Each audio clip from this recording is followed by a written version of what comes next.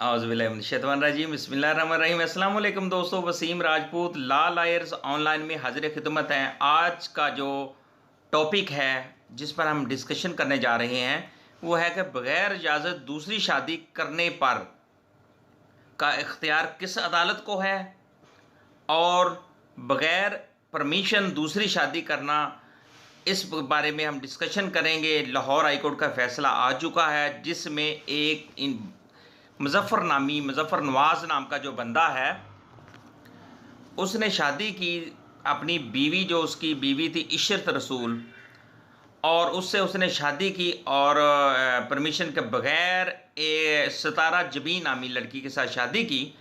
और इसमें honourable Lahore high court के जज अमजद रफ़ीक साहब ने रिमार्क्स देते हुए कहा कि बग़ैर इजाज़त शादी की सज़ा पाने वाले शौहर की सज़ा को कालअदम करार दे दिया और केस चलाने का, और कहा कि केस चलाने का जो इख्तियार है, जो इख्तियार समात है, वो फैमिली कोर्ट को है, मजिस्ट्रेट साहब को नहीं है।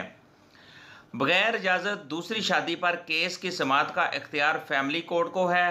पहली बीवी की इजाज़त के बगैर दूसरी शादी करने वाले शौहर की सज़ा को लाहौर हाई कोर्ट ने कालअदम करा दे दिया। मुस्लिम फैमिली ऑर्डिनेंस पर केस की जो भी समात होगी वो उसका इख्तियार समात जो होगा, इख्तियार जो होगा वो सिर्फ फैमिली कोर्ट को है और मजिस्ट्रेट साहब नहीं सुन सकते। Sentence of the husbands who marriage the second wife without permission of first wife, इसमें पहली बीवी की अब ये डेट ऑफ हेयरिंग जो थी 13/9/2021 थी और जजमेंट है 2021, लाहौर हाई कोर्ट 4594 पेज है। इसमें मैंने दोस्तों ये जजमेंट जो अर्ज़ की है कि ये एक मुख्तसर सा मैंने आप लोगों को बता रहा हूँ। अब जो मेरे ला के जो फ्रेश वकील भाई आ रहे हैं, जो जिन्होंने ज्वाइन किया अभी रिसेंटली, जिनको लाइसेंस मिले हैं, और कुछ दोस्त जिनको इस जजमेंट के बारे में, वो मैंने तो सिर्फ इसमें से मोटी मोटी चीज़ें दोस्तों मैं बता रहा हूँ। तो जब आप इस जजमेंट को 2021 लाहौर हाई कोर्ट 4594 पेज, इस जजमेंट को आप जब स्टडी करेंगे तो आपको मज़ीद इसमें से मालूमात मिलेंगी। मैंने इसमें से मोटी मोटी चीज़ें दोस्तों आप लोगों को बताई हैं। इसमें मुज़फ़्फ़र नवाज़ को इशरत रसूल की इजाज़त के बगैर सितारा जबीन से शादी के इल्ज़ाम में सज़ा हुई थी। 3 माह कैद और 5 लाख जुर्माना हुआ था, और जो कि सेशन जज साहब के पास उसने अपील की तो सेशन कोर्ट से भी उसकी अपील खारिज होगी। और फिर लाहौर हाई कोर्ट में 13/9/2021 को हियरिंग हुई जिसमें ऑनरेबल लाहौर हाई कोर्ट ने उसकी सज़ा को कालअदम करार दे दिया और ये कहा कि मुस्लिम फैमिली लॉ ऑर्डिनेंस पर केस की समात जो है वो इख्तियार सिर्फ फैमिली कोर्ट को है, और बग़ैर इजाज़त दूसरी शादी पर केस की समात का भी इख्तियार फैमिली कोर्ट को है। अब ये मजिस्ट्रेट साहब नहीं इसको सुन सकते।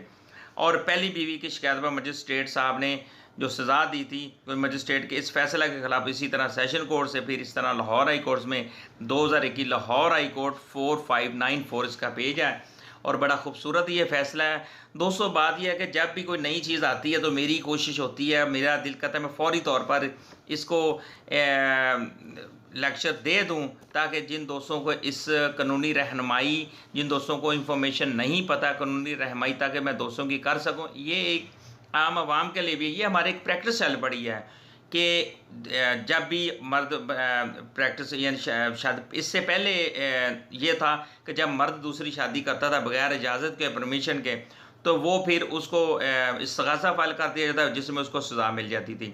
अब रिसेंटली जजमेंट्स भी आई हैं जिसमें से मर्द अपनी बीवी से परमिशन अगर वो नहीं देती तो आप यूनियन काउंसिल चले जाएंगे, यूनियन काउंसिल से वो परमिशन लेंगे कि मेरी बीवी, उसमें आप बयान करेंगे।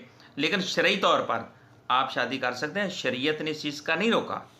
अगर आप अपनी पहली बीवी के हकूक़ पूरे कर सकते हैं, हकूक़ पूरे कर सकते हैं, तो आप दूसरी शादी कर सकते हैं। इसमें यह नहीं है कि आप नहीं कर सकते, ये आपको इस्लाम भी चीज़ की इजाज़त देता है, लेकिन हकूक़ की बात बताई गई है यहाँ पे। तो लिहाजा इस केस में जो इख्तियार समात है, अगर मर्द ने बग़ैर इजाज़त बग़ैर परमिशन दूसरी शादी की है तो उसका इख्तियार समात सिर्फ फैमिली कोर्ट को होगा। इस जजमेंट के बाद आप जितने भी इस तरह के जो केसेस आएंगे आप उसको मजिस्ट्रेट साहब के पास नहीं जा सकते, और आप सीधा इसको एक इख्तियार समात जो होगा वो फैमिली कोर्ट को होगा। बाकी आप इस जजमेंट को मज़ीद पढ़ेंगे, आपको मज़ीद जो कानूनी नुक्ता है वो मैंने आपको बता दिया है।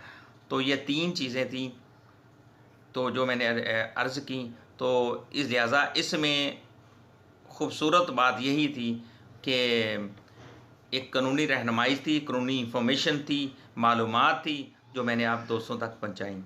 मुझे अपनी दुआ में याद रखिएगा। जहाँ दोस्तों रहें आप सलामत रहें, खुश रहें। अल्लाह ताला आप सबका हामी और नासिर हो। अस्सलामु अलैकुम।